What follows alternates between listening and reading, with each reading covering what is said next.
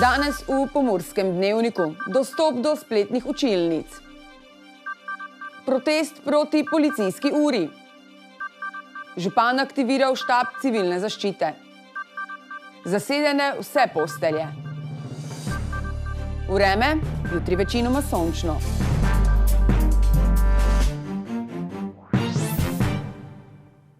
Drage gledalke in gledalci, lepo pozdravljeni v Pomurskem dnevniku.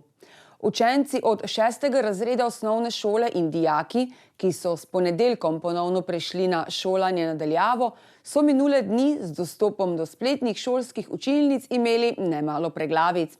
Arnesove spletne učilnice so bile že drugi dan šolanja na daljavo nedosegljive, tokrat zaradi nepričakovane napake. Kako se s tem spopadajo šolarji, ki se šolajo od doma, kako starši? Sestri Urška in Eva obiskujeta 6. in 8. razred osnovne šole Odranci. Te dni namesto šolske klopi sedata za to pisalno mizo, ta računalnik pa je njuno okno do znanja. A prijava v spletno učilnico je podobna kliku na srečo. Zdaj dela, zdaj ne dela. Potem smo malo v težavah, da mislimo, da ne bo delalo in pač, da ne bomo mogli oddati naloge in bomo kaznovani. To učiteljem sporočijo in če ne gre drugače, delo nadaljujejo preko šolskih mailov. Seveda, še prej med sošolci zazvonijo telefoni. Dostikrat se pokličemo po Snapchatu in si tam kaj pogovorimo in skupaj naredimo kakšno nalogo. Podobno opaža Jožica Kolbel, mama šestošolke in osmošolca iz Rakičana. Tudi njena otroka se v sistem velikokrat ne moreta prijaviti, ne deluje. So pač v paniki, če ni narejeno. In ne vem, učitelji se potem ne vejo, niso v gotovosti, če se otroci delajo ali ne delajo. A osmošolka priznava, da pomagajo, kolikor se le da. Učitelji nam so prijazni, nam pomagajo, na voljo so nekje od 8 do 2, nam pošljejo kako povratno informacijo. Šola od doma velikokrat, sploh če dopoldne spletna učilnica ne dela, pomeni tudi, da morajo učenci snov nadoknaditi zvečer. Cel dan se bori s to šolo, pa niso nič kaj proste. Pa smo starši tudi, da lahko pomagamo, zdaj pri nekaterih pa, da nimajo niti otroci računalnikov dovolj, pa znanja starši, je to hudo. Urška in Eva nam še zaupata, da bi se radi čim prej vrnili v prave šolske klopi. Raje bi šla v šolo, tam imam prijatelje, družbo, več si zapomnim obrazlage učitelja, se učim sproti. Lažje bi mi bilo, če bi bila v šoli, saj bi si tam več zapomnila obrazlagi učiteljev. Do vnovične vrnitve v šole pa ostaja ta računalnik, ko za številne učence po Sloveniji, njuna šolska tabla. Zaradi epidemije koronavirusa so letos v Pomurju odpadle tradicionalne rekrutacije. Zaradi ukrepov za preprečevanje širjenja COVID-19 pristojne uprave za obrambo letos tudi ne bodo organizirale tradicionalnih skupinskih seznanitev s pravicami in dolžnostmi vojaškega obveznika, kot je to bilo v navadi v preteklih letih po več krajih po Sloveniji. Zato bo Ministrstvo za obrambo v naslednjih dneh po pošti posredovalo seznanitve z vpisom v vojaško evidenco več kot 9000 mladim fantom, rojenim leta 2002, ki bodo oziroma so letos dopolnili 18 let.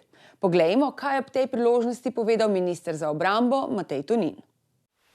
Zaradi situacije in ukrepov za zajezitev širjenja koronavirusa letos ne moremo organizirati tradicionalnih skupinskih seznanitev s pravicami in dolžnostmi vojaškega obveznika.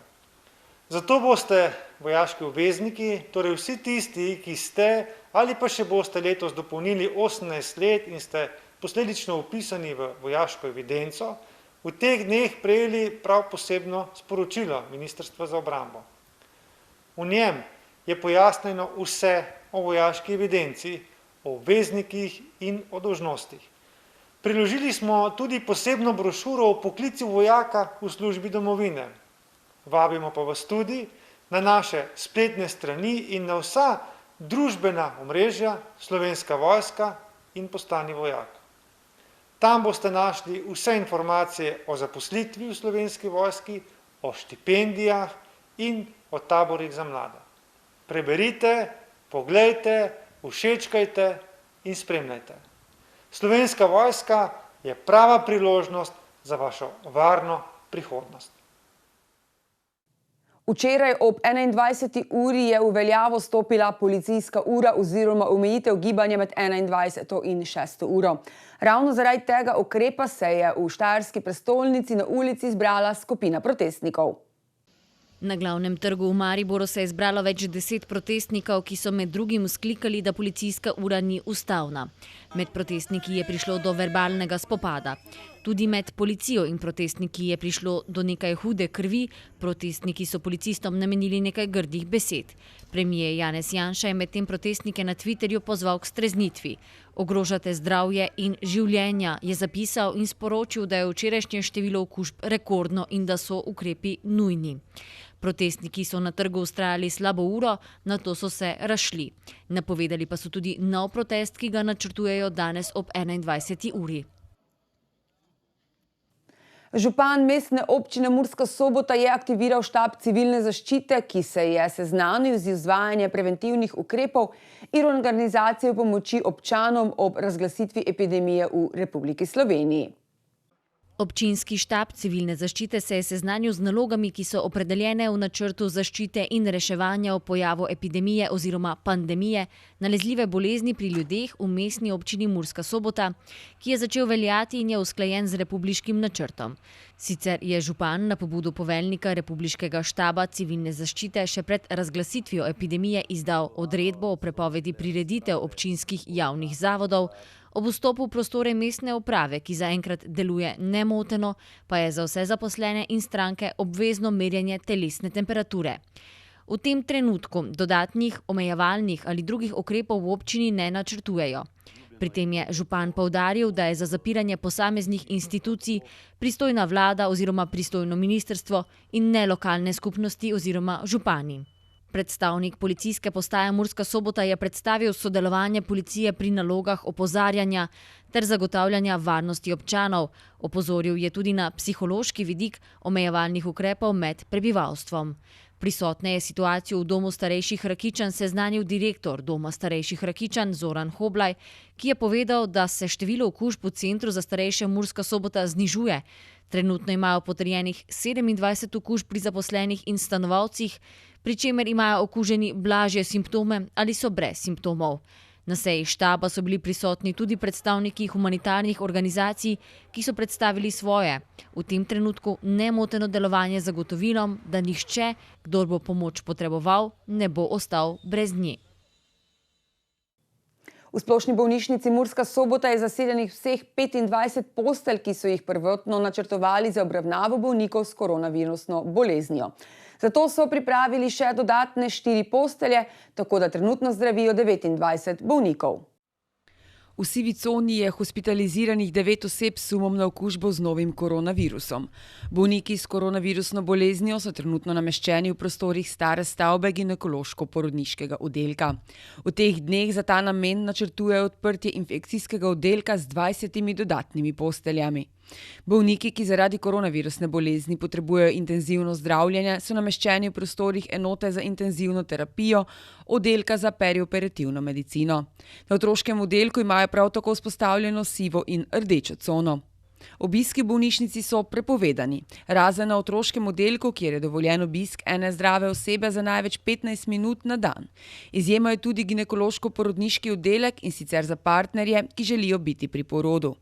Pri umirajočih pacientih je obisk možen po dogovoru z zdravnikom. V bolnišnici so sicer zmanjšali obseg dejavnosti nekaterih specialističnih ambulant, razvojne ambulante in fizioterapije. Prav tako ne opravljajo več nenujnih koronografij. Pacienti, ki so do konca oktobra naročeni na ambulantne preglede, bodo storitev lahko opravili. Obveščali jih bodo le ob odpovedi pregleda.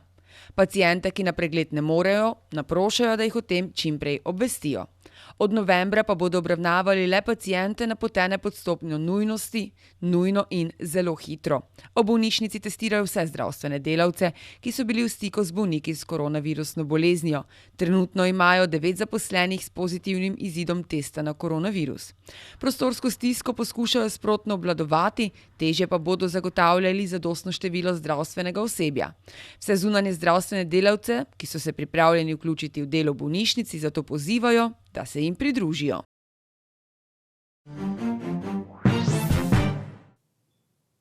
Jutri bo v hribovitem svetu zahodne Slovenije pretežno oblačno, drugod bo večinoma sončno.